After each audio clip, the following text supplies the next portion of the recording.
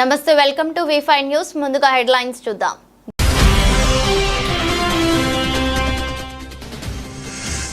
మేడ్చల్ మల్కాజ్గిరి పరిధిలోని సైనికపురి ఆర్కేపురంలో వైఎస్ఆర్సీపీ 15వ పార్టీ ఆవిర్భావ దినోత్సవ వేడుకలు.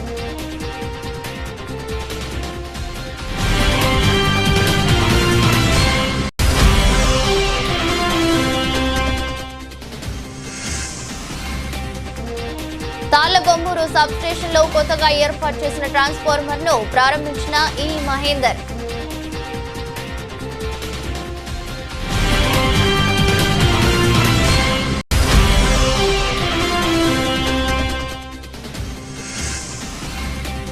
గత 7 నెలలుగా గ్రామ పంచాయతీ పరిశుద్ధ కార్మికులకు జీతాలు రావడం లేదని వనపర్తి జిల్లా పెద్దమందడి మండలంలోని వివిధ గ్రామాల పారిశుద్ధ్య కార్మికుల ఆవేదన.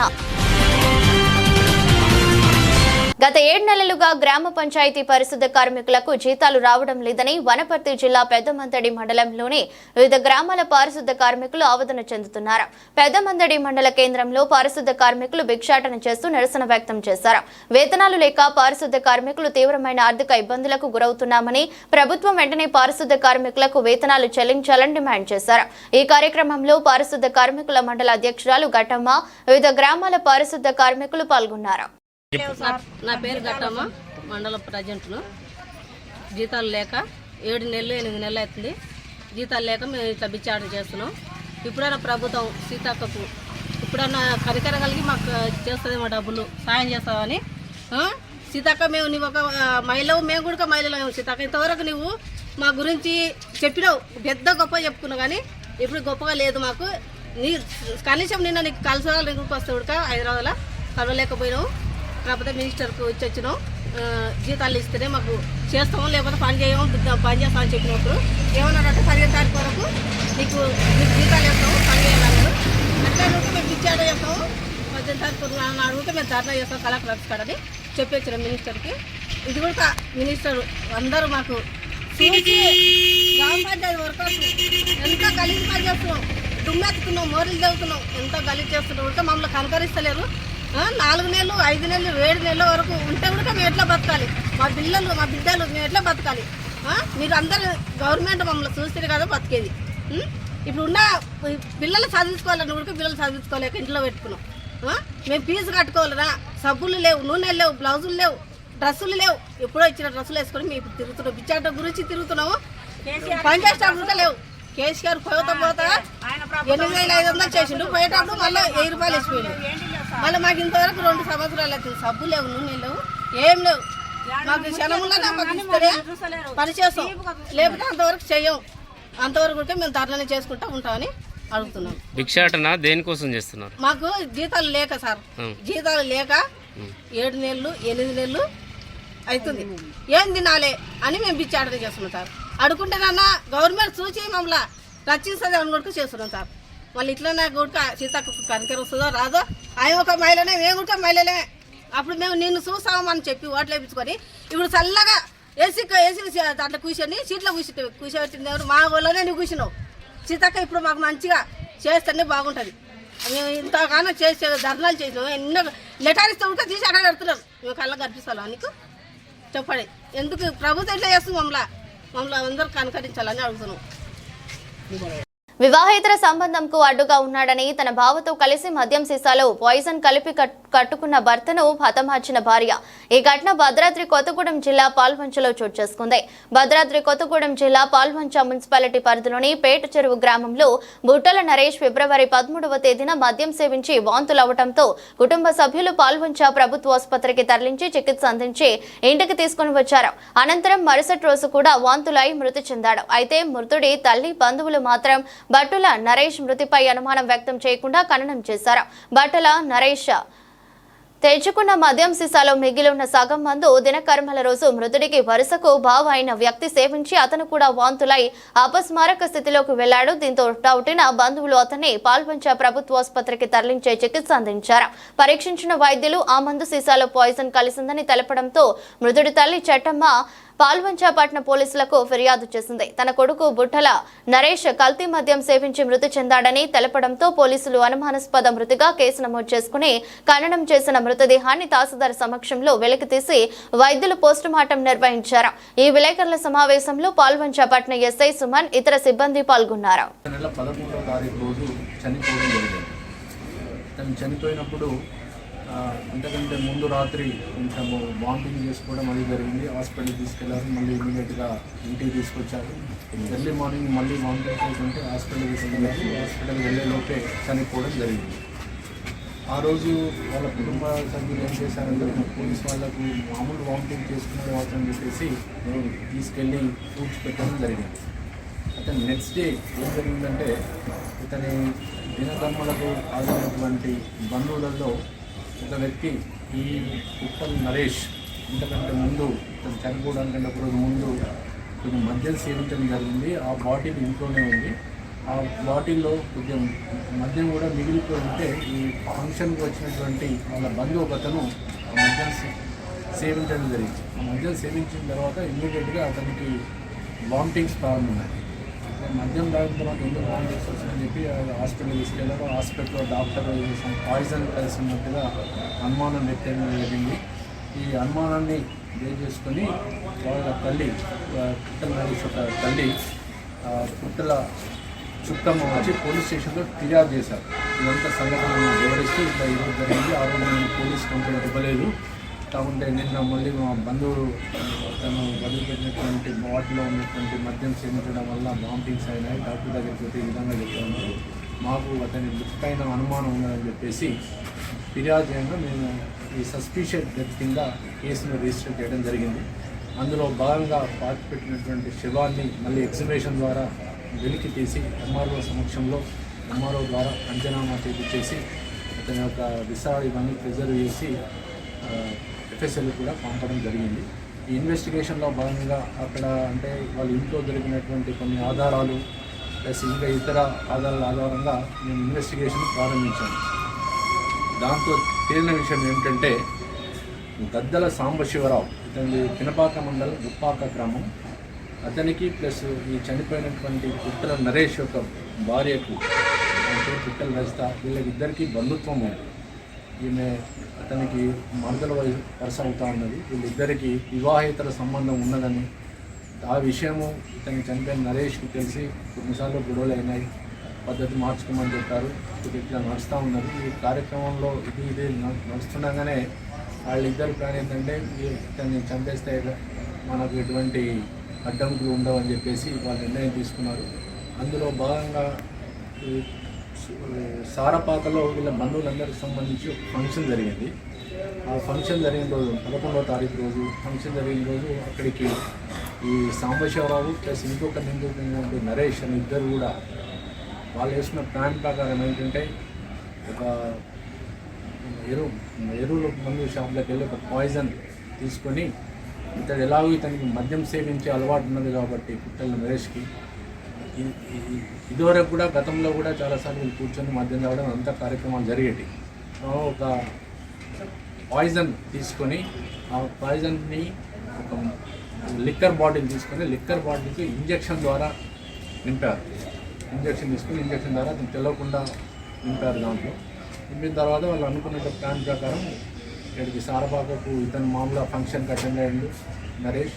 సాంబశివరావు ఇంకా అతనితో పాటు సహనిందుతున్నటువంటి నరేష్ ఇద్దరు కూడా అనుకున్నట్టుగా నువ్వు ఇంటికి వెళ్ళి మందు తాగు మనం ఎంజాయ్ చేయకుండా చెప్తాడు. అతడు ఏమి తెలియనట్టుగా ఆ బాటిల్ తీసుకున్నాడు. తీసుకొని వచ్చేసి పాల్వంచాకు వచ్చేసి నైట్ ఆ రోజు నైట్ అతడు ఇచ్చినటువంటి సాంబశివరావు నరేష్ ఇచ్చినటువంటి బాటిల్లో ఉన్నటువంటి లిక్కర్ తాగడం జరిగింది.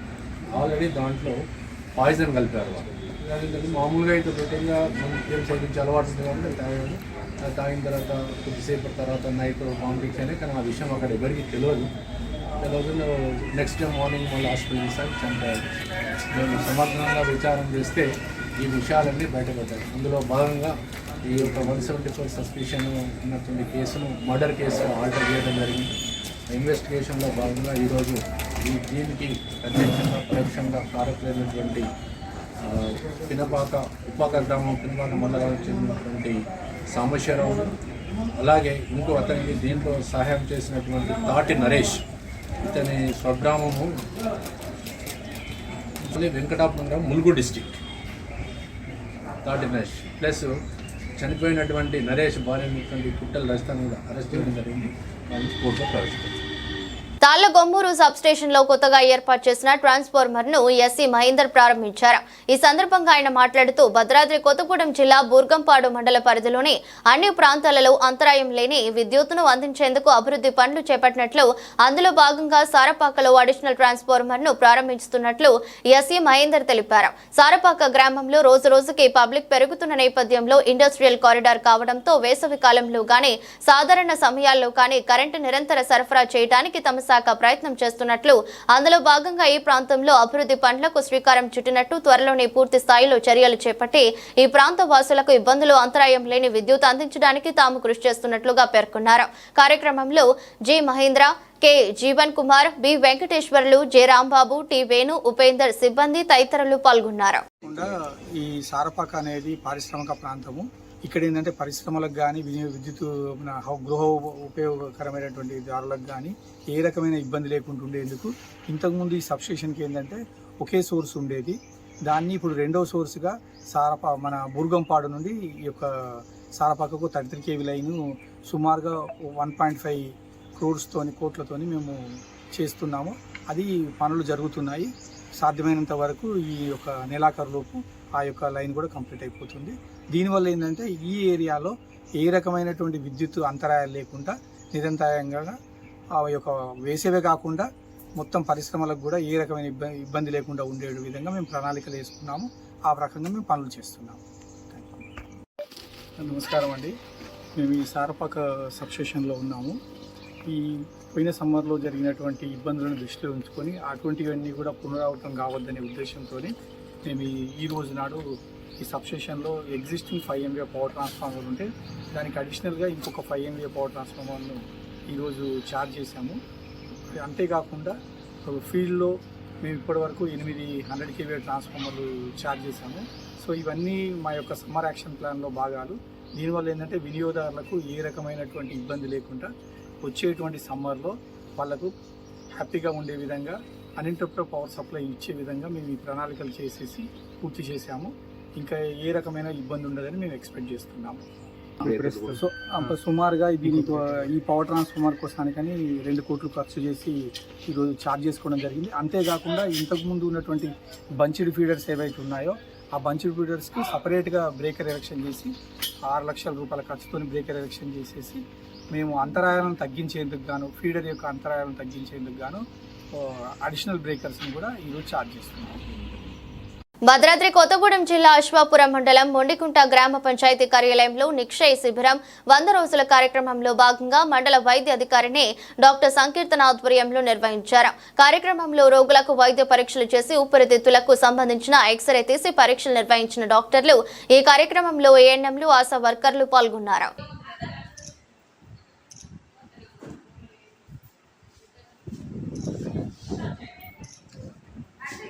12 నెలల మందులు ఉంటాయి. దానికి తగ్గట్టు మీకు టెస్ట్ ద్వారా ఏదొస్తుందో దానికి తగ్గట్టు మందులు మేమే ఇస్తాము. ఫ్రీగా, అన్నీ ఫ్రీగానే ఉంటాయి. ఇంకోటి అమౌంట్ ఎవరి మంత్కి 1000 రూపాయలు కూడా డబ్బులు ఇస్తారు గవర్నమెంట్ నుంచి. కేసు వస్తే వాళ్ళకి తెలిస్తేనే 1000 రూపాయలు వస్తాయి అన్నమాట నెలకి. అంటే మీకు మంచిగా తినడానికి పౌష్టిక ఆహారం, ఎవరికైతే ఇమ్యూనిటీ తక్కువ ఉంటుందో వాళ్ళల్లో ఎక్కువ ఇది లక్షణాలు బయటపడుతున్నాయి. షుగర్ కానీ, బీపీ కానీ, ఇంకా వేరే ఇతర వ్యాధులు ఏదన్నా ఉంటే వాళ్ళలో టీబీ లక్షణాలు ఎక్కువ వస్తున్నాయి. సో మీరు ప్రతి ఒక్కరూ పరీక్ష చేసుకోండి. మీ ఇంటి పక్కన చుట్టుపక్కల వాళ్ళకు కూడా చెప్పండి ఇట్లా చేస్తున్న టెస్ట్ అని చెప్పేసి. నాకైతే దగ్గు, ఆయాసం. కరీంనగర్ రూరల్ మండలం చామనపల్లి గ్రామంలోని గౌడ సంఘం ఆధ్వర్యంలో గత 4 రోజులుగా శ్రీ రేణుకా ఎల్లమ్మ పట్నాలు అంగరంగ వైభవంగా సాగుతున్నాయి. కాగా నేడు సుడా చైర్మన్ కోమటిరెడ్డి నరేందర్ రెడ్డి, నియోజకవర్గ ఇన్ఛార్జ్ పురుమల్ల శ్రీనివాస్ తో కలిసి వేడుకల్లో పాల్గొన్నారు. వేడుకల్లో గౌడ సంఘం అధ్యక్షుడు వడ్లకొండ మల్లేశం గౌడ్, ఉపాధ్యక్షుడు బుర్రా గంగయ్య గౌడ్ పాల్గొన్నారు.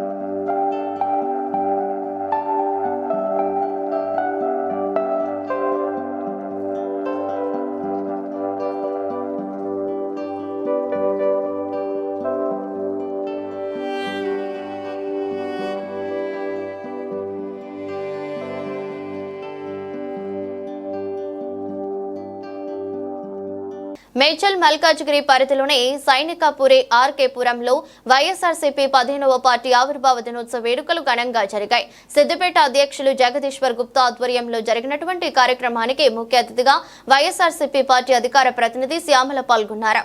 అనంతరం వైఎస్ఆర్ చిత్రపటానికి పూలమాలలు వేసి కేక్ కట్ చేసి తమ ఆనందాన్ని వ్యక్తం చేసి మిఠాయిలు పంచుకున్నారు.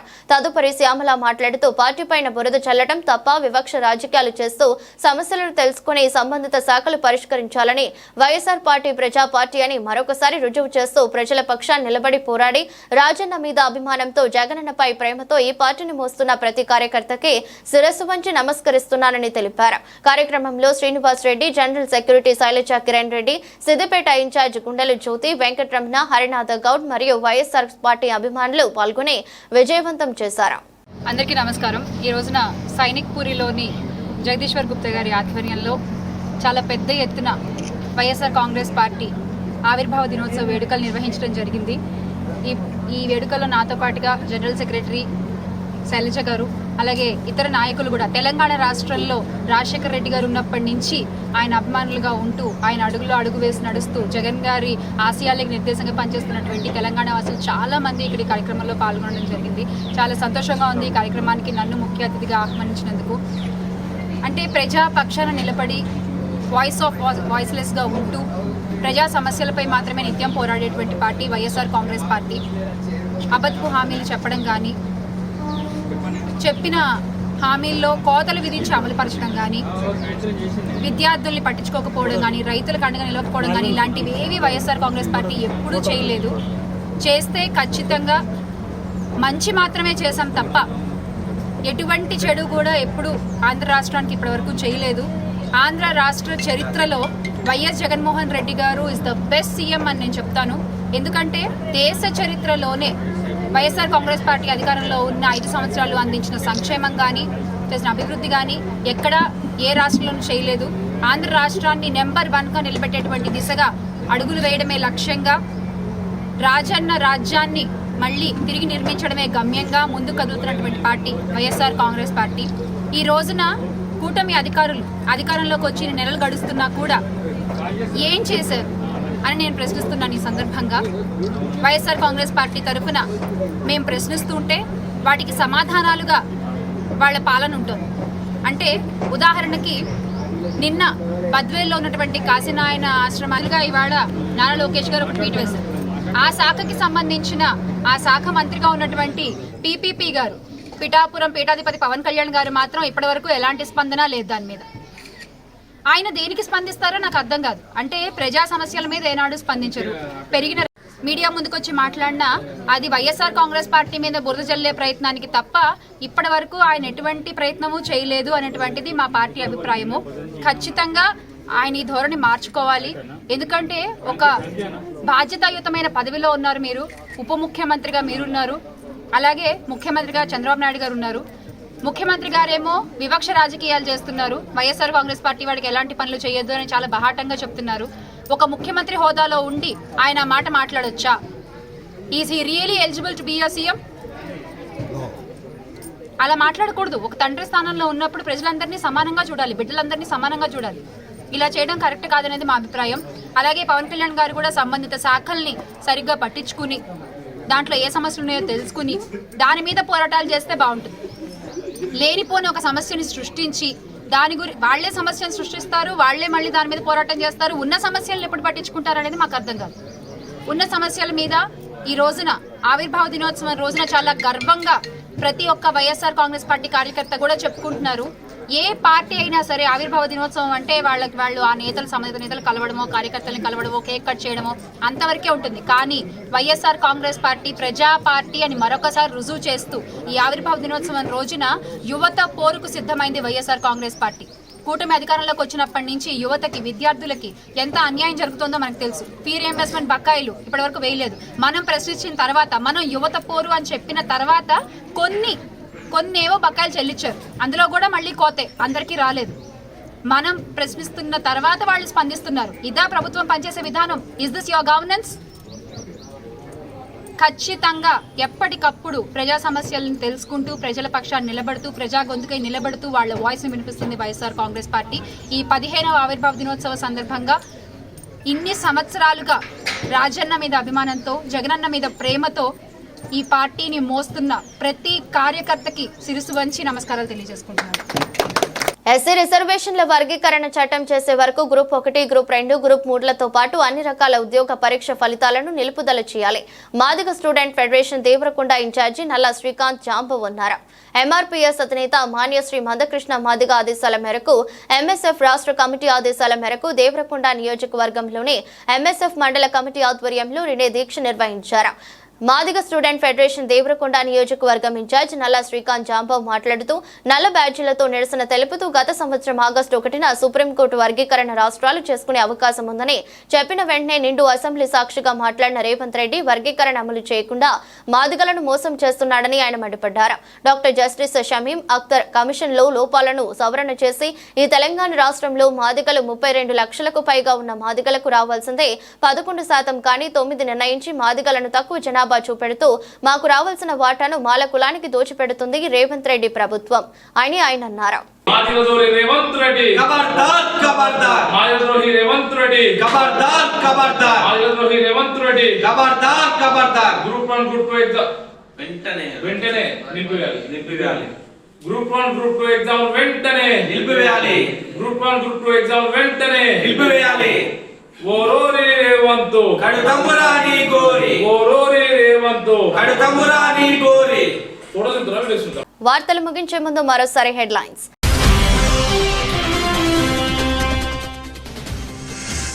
మేడ్చల్ మల్కాజ్గిరి పరిధిలోని సైనికపురి ఆర్కేపురంలో వైఎస్ఆర్సీపీ 15వ పార్టీ ఆవిర్భావ దినోత్సవ వేడుకలు.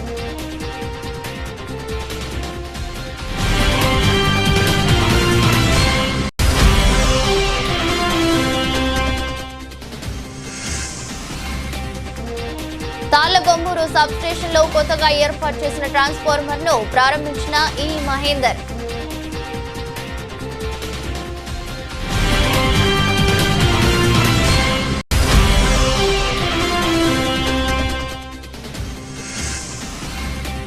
గత 7 నెలలుగా గ్రామ పంచాయతీ పరిశుద్ధ కార్మికులకు జీతాలు రావడం లేదని వనపర్తి జిల్లా పెద్దమందడి మండలంలోని వివిధ గ్రామాల పారిశుద్ధ్య కార్మికుల ఆవేదన.